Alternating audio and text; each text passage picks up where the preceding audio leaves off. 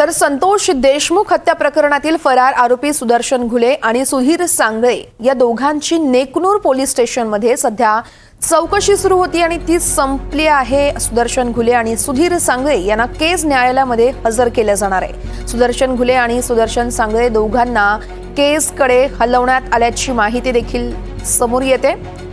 हत्या प्रकरणातील फरार आरोपी सुदर्शन घुले आणि सुधीर सांगळे या दोघांची देखील चौकशी संपली आहे। दोन्ही आरोपींना केस कोर्टात हजर केलं जाईल आणि त्यानंतर नेकनूर पोलीस स्टेशनमध्ये दोघांची चौकशी संपली आणि त्यानंतर आता केस कोर्टात हजर केलं जाईल। पुढे काय होतंय याकडे अवघ्या राज्याचं लक्ष लागून आहे। एक फरार आरोपी हा नेमका कधी पोलिसांच्या हाती लागतोय याकडे देखील अवघ्या राज्याचं लक्ष लागून आहे। दोन्ही आरोपींना केस कोर्टात हजर केलं जाणार आहे आणि त्यानंतर पुढील घडामोडी काय घडतात याकडे पाहणं अतिशय महत्त्वाचं असेल। दोन्ही आरोपींना केस कोर्टात हजर केलं जाणार आहे। नेकनूरमध्ये त्यांची चौकशी झाली। या चौकशी दरम्यान अनेक खुलासे देखील समोर येण्याची शक्यता वर्तवली जाते। दोन्ही आरोपींना पुण्यातून अटक करण्यात आली, त्यामुळे आता पुणे देखील कुठेतरी केंद्रस्थानी येतंय का या संपूर्ण हत्या प्रकरणात हे पाहणं महत्त्वाचं असेल। दोन्ही आरोपींना केस कोर्टात हजर केलं जाईल। बीड हत्या प्रकरणातील घुले आणि सांगळेची चौकशी संपली। या संदर्भात अधिक माहिती देत आहेत स्वानंद पाटील, आमचे प्रतिनिधी आहेत आपल्यासोबत। स्वानंद, दोन आरोपी होते, यांची अखेर चौकशी संपली आहे, त्यांना आता केस न्यायालयामध्ये हजर केलं जाणार आहे। एकूणच काय घडामोडी घडतायत आत्ताच्या सविस्तर सांगाल? वर्षा, नक्कीच ज्यावेळेस पोलिसांनी यांना पुण्यातून ताब्यात घेतलं त्यानंतर त्यांना डायरेक्ट केस मध्ये न नेता त्यांना जे रस्त्यात एक पोलीस ठाणे आहे नेकनूर येथे त्या ठिकाणी त्यांना त्यांची चौकशी पण करण्यात आली आणि त्या चौकशीनं त्यांचं मेडिकल पण झाल्याचं समजतंय आणि मेडिकल करून आता चौकशी झाल्यानंतर आता या दोघांनाही केस येथील न्यायालयात हजर केलं जाणार आहे। कारण ही जी संपूर्ण घटना आहे केस येथे झालेली आहे आणि त्यामुळेच ही याचा गुन्हा देखील केस येथे दाखल आहे। मात्र ही याची जी सुनावणी सुरू आहे ही केस येथे चालू असल्यामुळे आता या दोघांनाही न्यायालयात हजर करण्यात येणार असल्याचं समजतंय आणि आता एकंदरीत न्यायालय या संपूर्ण याच्यावर काय सुनावणी करतं याकडे सगळ्यांचं लक्ष लागलेलं आहे। वर्षा, निश्चितच स्वानंद, उर्वरित जो आरोपी होता, एक आरोपी आहे, त्या संदर्भात काही माहिती देण्यात आली आहे का पोलिसांकडून? नाही, याच्यातला जो आता एक आरोपी उरलेला आहे कृष्णा आंधळे हे अद्यापही फरार आहे आणि याच्या पण मागावर जे आहेत ते पथक असल्याचं समजतंय। मात्र त्यांनी अद्यापही पोलिसांना भेटू शकलेला नाहीये। आता नेमकं त्याच्यासाठी प्रशासन काय करतं हे देखील बघितलं पाहिजे। कारण आता मोर्चा या आरोपीच्या अनुषंगाने जे आहे ते मोर्चे वगैरे काढले जातात सातत्याने आणि या एकंदरीतच आता सगळं जे लक्ष असेल इथून पुढचं ते असेल कृष्णा आंधळे याच्यावर, कारण तो अद्यापही फरारच आहे।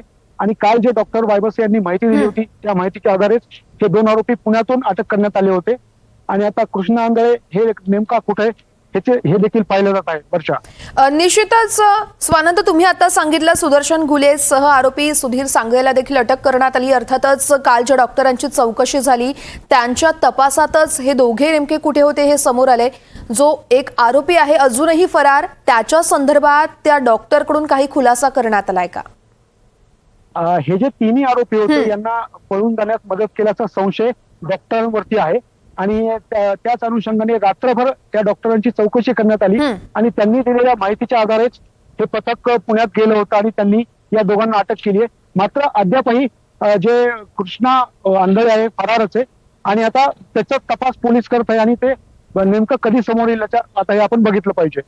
निश्चितच स्वानंद, तुम्ही सांगितलं अगदी थोड्या वेळापूर्वीच की सुदर्शन घुले आणि सुधीर सांगळे यांना न्यायालयामध्ये हजर केलं जाईल। मात्र त्या अगोदरच आता दोघांची नेकनूर पोलीस स्टेशनमध्ये चौकशी देखील झाली आहे। या चौकशीमध्ये त्यांनी नेमकं कशा पद्धतीनं सहकार्य केलंय, पोलिसांना नेमकी काय काय माहिती दिली आहे? ही चौकशी ही सीआयडी करून करण्यात आलेली आहे, त्यामुळे याची माहिती अद्याप भेटलेली नाहीये। आता नेमकं यांना आता कोर्टात हजर केल्यावर हे काय माहिती देतात हे देखील बघितलं पाहिजे। वर्षा, कारण ही जी संपूर्ण प्रक्रिया आहे ही केस येथील न्यायालयात सुरू आहे आणि त्याच कोर्टात यांना हजर करण्यात येणार आहे। निश्चितच स्वानंद, आपण बघतोय आता त्यांची नेकनूर पोलीस स्टेशन मधून चौकशी सुरू होती, ती संपली आहे, केसकडे हलवण्यात आलंय। साधारण हे किती अंतर आहे, कधीपर्यंत ते केसमध्ये पोहोचतील आणि त्यानंतर पुढील कार्यवाही होणार आहे?